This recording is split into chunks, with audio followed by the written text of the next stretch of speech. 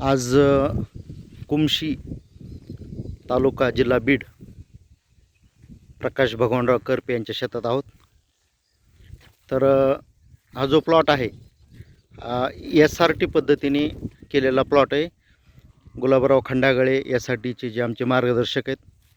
त्यानंतर औरंगाबाद संभाजीनगरचे विभागीय आयुक्त कृषी आयुक्त माननीय तुकारामजी मोठे साहेब यांच्या मार्गदर्शनाखाली आम्ही हा प्लॉट केलेला आहे. पहा, तर कुठलीच प्रकारची शून्य मशागत, शिफारशीप्रमाणे तणनाशकाचा वापर.